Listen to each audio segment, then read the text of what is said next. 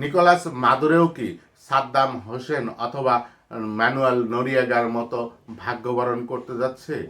ভাবা যায় যে 2025 সাল, আমরা বলছি যে সারা পৃথিবী একটা গ্লোবাল ভিলেজ, সভ্যতার কথা বলছি, অথচ একটি স্বাধীন দেশ, নির্বাচিত প্রেসিডেন্ট, তাকে তুলে নিয়ে যাওয়া হলো এবং সেই দেশেও আক্রমণ করা হলো।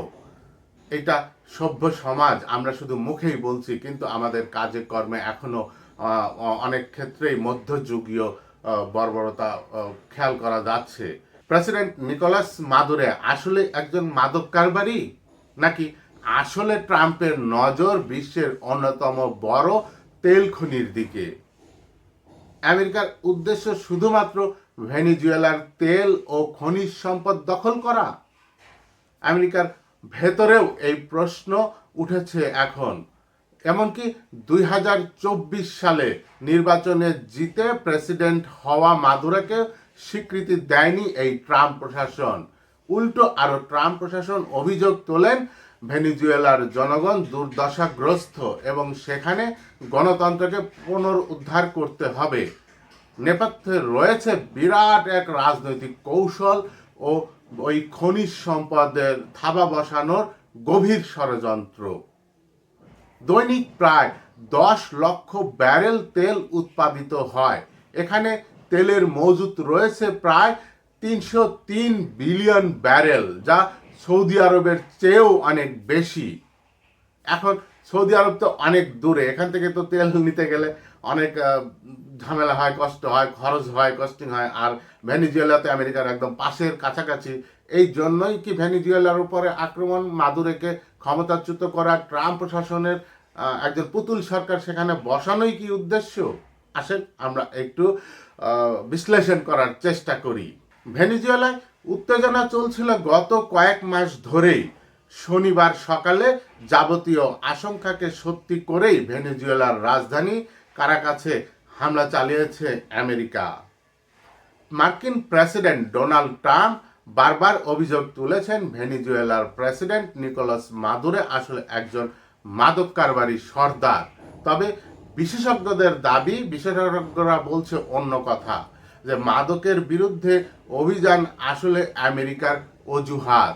আসলে ট্রাম্পের নজর বিশ্বের অন্যতম বড় তেল খনির দিকে। জেনে নেওয়া যাক কেন হঠাৎ এই ট্রাম্পের রোশানলে পড়ে আগুন জ্বলে উঠল লাতিন আমেরিকায়, এবং কেন এই যুদ্ধ গোটা বিশ্বের কাছে উদ্বেগের। ভেনেজুয়েলার তরফ থেকে জানা গিয়েছে শনিবার ভোররাতে রাজধানীর কারাকাস সহ মিরিন্ডা, আরগুয়া এবং লা গুয়েরা অঞ্চলে হামলা চালিয়েছে আমেরিকা। ভেনেজুয়েলার অভিযোগ যে এই হামলা আসলে মার্কিন আগ্রাসনের একটি ঘৃণ্য উদাহরণ। এদের উদ্দেশ্য শুধুমাত্র ভেনেজুয়েলার তেল ও খনিজ সম্পদ দখল করা। এই হামলার পর হোয়াইট হাউসের থেকে তেমন কোনো স্পষ্টভাবে বলা হয়নি, তবে প্রেসিডেন্ট ট্রাম্প একটা প্রেস মিটে বলেছেন যে তাদের বিচার হবে আমেরিকার আইনে। মানে কল্পনা করা যায় যে একটা দেশের প্রেসিডেন্টকে ধরে নিয়ে গেল, তুলে নিয়ে গেল তার স্ত্রী সহ, এবং তাদেরকে আমেরিকায় নিয়ে তাদেরকে আমেরিকার আইনে বিচার করা হবে। আমেরিকার ভেতরেও এই ঘটনা নিয়ে প্রশ্ন উঠতে শুরু করেছে। ডেমোক্রেট সিনেটর ব্রায়ান শ্যাডোস বলেন যে এই হামলা চালানোর জন্য পর্যাপ্ত কারণ এখনো আমাদের কাছে নেই। এখনই আমাদের শিক্ষা নেওয়া উচিত এবং এই ধরনের বোকা বোকা সামরিক অভিযানে না জড়ানো উচিত। এগুলি হচ্ছে যে আমেরিকানদের কথার কথা। আমরা দেখেছি যে বারাক ওবামার শাসনামল, তারপরে জো বাইডেনের শাসনামল, তারপরে ডোনাল্ড ট্রাম্পের শাসনামল দেখেছি, এখনো দেখছি। তাদের পররাষ্ট্রনীতি কি, তাদের উদ্দেশ্য কি, এগুলি আমরা সবই জানি, এগুলি তারা কথার কথা।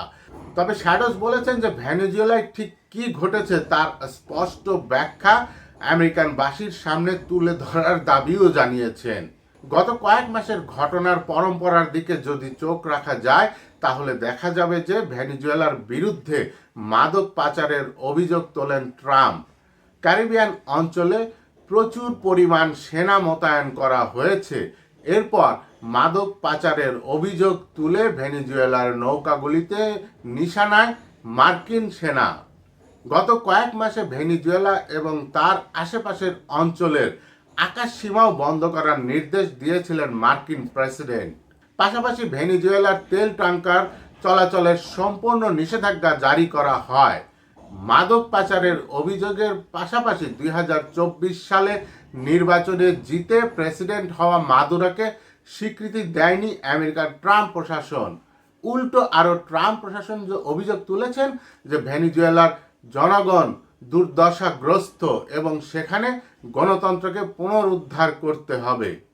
আপাত দৃষ্টিতে গণতন্ত্র ও মাদকের বিরুদ্ধে এই যুদ্ধ বলে আমেরিকা দাবি করলেও বিশেষজ্ঞরা দাবি করছেন এর নেপথ্যে রয়েছে বিরাট রাজনৈতিক কৌশল ও বিরাট খনিজ সম্পদে থাবা বসানোর গভীর ষড়যন্ত্র। আসলে বিশ্বের বৃহত্তম খনিজ তেল ভাণ্ডার হলো এই ভেনিজুয়েলায়। দক্ষিণ আমেরিকার এই দেশটিতে দৈনিক প্রায় 10 লক্ষ ব্যারেল তেল উৎপাদিত হয়।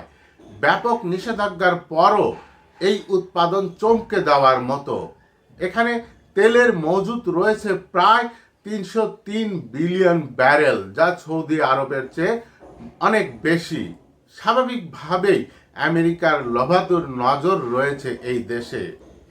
রাশিয়া ও মধ্যপ্রাচ্যের যুদ্ধ পরিস্থিতিতে আমেরিকা নিজেদের জ্বালানি নিরাপত্তা নিশ্চিত করার জন্যই ভেনিজুয়েলায় নিজেদের পছন্দ মতো লোক চান ট্রাম্প প্রশাসন, যেমনটা অনেক দেশেই করে থাকেন। আপনারা জানেন সেটা, আমি আর এখন এই মুহূর্তে নাম বলতে চাই না। কিন্তু বামপন্থী নেতা মাদুরো, তিনি আমেরিকার শর্ত মেনে না নিয়ে চলা লোক, তিনি তার ট্রাম্পের কথায় পাত্তা না দিয়ে তিনি তার মতো চলেছেন। ক্ষমতায় আসার পরপরই তিনি চীন এবং রাশিয়ার সঙ্গে ঘনিষ্ঠতাও বাড়ান। এটাও কিন্তু একটা কারণ হতে পারে আমার মনে হয় আর কি। এই ঘটনায় আমেরিকার জন্য সিঁদুরে মেঘ। অভিযোগ, ভেনিজুয়েলার সম্পদ কুক্ষিগত করার লক্ষ্যেই আসলে এই হামলা চালিয়েছে আমেরিকা। ভেনিজুয়েলার তরফেও দাবি করা হয়েছে লক্ষ্য যদি মাদক বন্ধ হয় তাহলে তেলের ট্যাঙ্কারগুলিকে কেন টার্গেট করেছে আমেরিকা।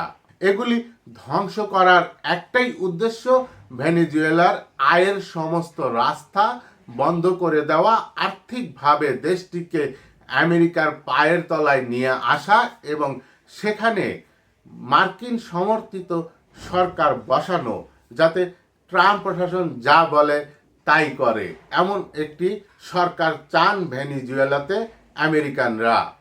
আসলে ওই তেলের মজুদটা বা তেলের সম্পদ, এটা মূল টার্গেট আমার কাছে মনে হয়, এবং বিশ্লেষকরাও তাই বলছেন যে ভেনিজুয়েলার প্রাকৃতিক সম্পদ, খনিজ সম্পদ এবং তেল সম্পদ কবজা করাই আমেরিকার মূল লক্ষ্য।